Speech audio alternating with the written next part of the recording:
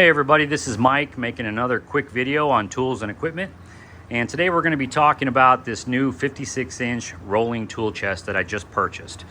Now, if you know me and you've seen my videos, I'm a DeWalt guy. DeWalt yellow is my color. However, this rolling tool chest that I just purchased, I ordered this in white. And I did so because I have some upcoming Apple projects. And this will look a little more at home inside the Apple store in the back of the house. And it's a lot bigger than the Milwaukee pack out that I used to take all my tools and equipment to the job site in because it was just too small. This right here suits my needs much better. So let's get into it and let me show you what I did with this thing when I first got it. All right, so the very first thing I did once I got it uncrated and pushed into the garage is that I flipped it over and got rid of the original casters that came with it. If you look over here at my DeWalt tool chest, those black casters and black wheels, that's exactly what most tool chests have. However, they are prone to making marks on any floor. So if I'm going to use this in an Apple store, I had to make sure that the casters I had on here were not going to make any marks. Apple has a very high-end sales floor, and their stock room has a VCT that's almost white. It's kind of a pale gray, almost a white VCT. So these casters are specifically designed for high-end flooring, and they will not make any marks. They weren't cheap. They were about 80 bucks a piece, but they were worth it. They are silky smooth and they have a nice big paddle brake. So that's the first thing I did. The second thing I did was get rid of the drawer liners. There was a drawer liner in each drawer and one on top. They were trash as well. It's some kind of a foam, thin foam plastic, and they slide around. They were just junk. So I bought some carpet online. This is thin office carpet. It's sprayed with spray adhesive. It's glued down, and each drawer has the same thing. You're gonna see it here in a minute. And that was the first two upgrades that I made once I got this tool chest. All right, here's another upgrade that I made and a big reveal. If you notice, it says Snap-on. This is not a Snap-on tool chest. I bought that logo and stuck it on and took the original logos off. Take a guess at who manufactured this tool chest. That's right, Harbor Freight. This is a 56-inch rolling Harbor Freight tool chest. Cost me about 900 bucks with tax. A 56-inch rolling tool chest from Snap-on is going to run you more than $8,000. I could not justify the cost, especially for something that I'm going to leave on the job site, even though Apple has more security than Fort Knox. I just couldn't justify that amount of money. So this is a Harbor Freight 56-inch. It has enough storage capacity for everything that I need. And we're gonna go over that here in just a second. But let me show you another couple of logos that I put on here. That is the general contractor that employs me. There is my company, Apple logo, of course. And because I'm a proud veteran, I put that on there. But that's what this is. It is not a Snap-on, it is Harbor Freight. All right, let's talk about these Pelican cases to start off with. Now, these cases are actually bolted down. They cannot be removed without taking the top drawer out and taking the nuts off from below. Now, why did I bolt those down? Well, it's because I don't want them to walk away. Each of these Pelican cases run about $300 a piece. There's a reason they're there. All of my tools and equipment are gonna be kept down here under lock and key. These cases here are not gonna be locked. All I need these cases for is a place to put tubes of silicone, tubes of caulking, rolls of tape, plastic. There's paint pans, rollers, brushes, cleaning rags. There's clamps, shims. This is stuff that doesn't really have a whole lot of value, but I needed a spot to store this. I did not need to keep it under lock and key. So that's the reason why I put these two Pelican cases on top of my tool chest. Now, everybody knows, either you have one or you've seen it, you can purchase a separate cabinet that goes on top. It looks like that. Same thing. But then this thing becomes a 1,500-pound contraption that's just too big to fit in the back of a house in a tenant finish-out project. It needed to be small, and I just needed a storage location to put stuff like this. And this was my idea, and I think it works perfect. So that's what the Pelican cases are for. All right, so now I'm going to show you what I've got inside this tool chest. Every drawer has been packed with an Apple project in mind. If it's not in here, I don't need it. So let's show you the contents of the top drawer. These are the most commonly used items, things that I'll need more often than not. Everything in a pouch is labeled.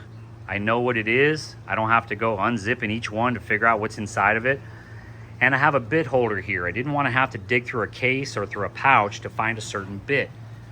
I have every single bit that you could possibly think of, whether it be metric or SAE, and that's what's in the top drawer.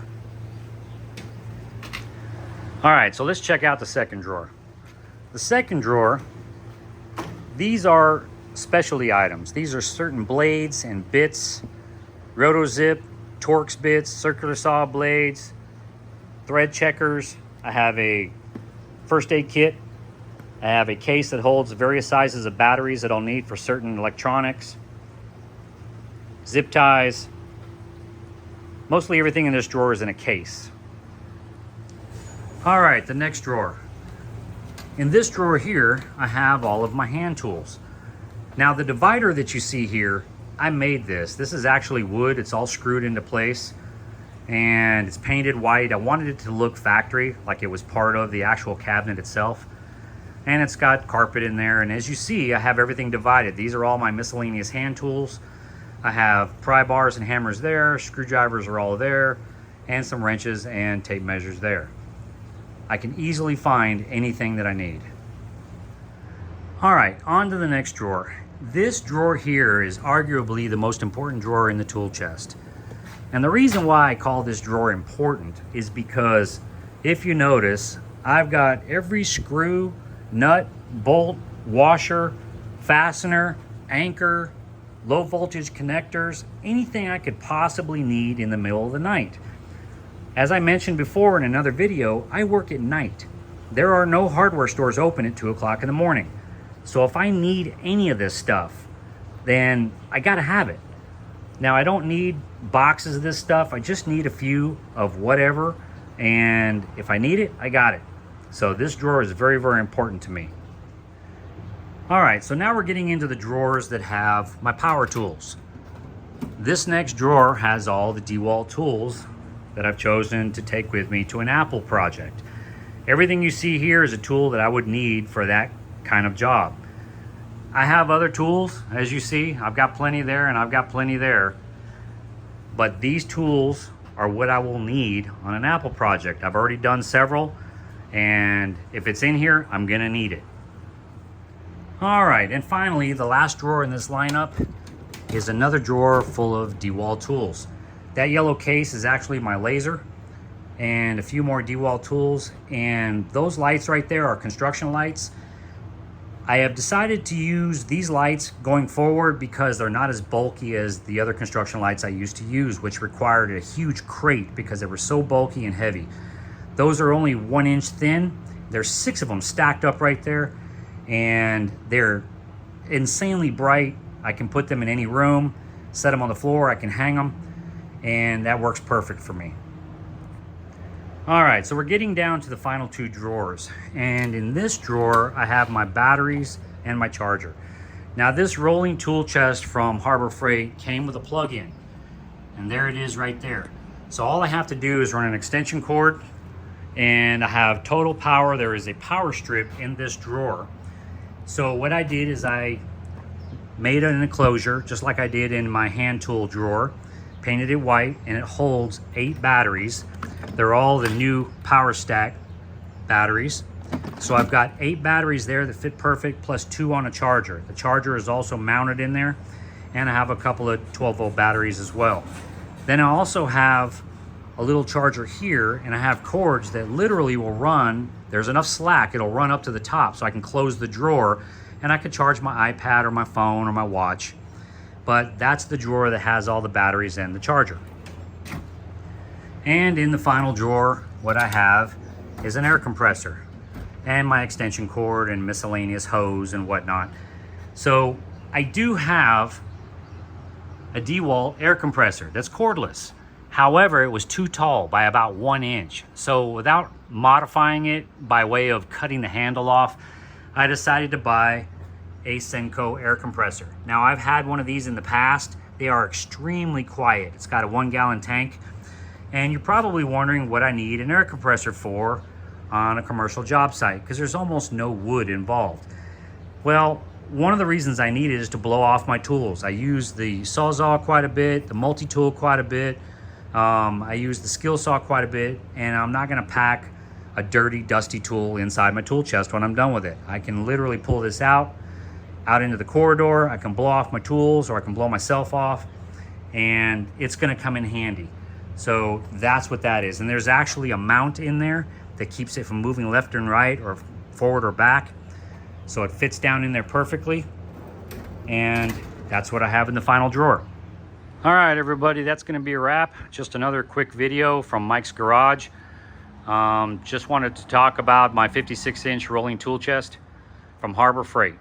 So I haven't had it on a job site yet, but I think we got a winner here. So until next time, later.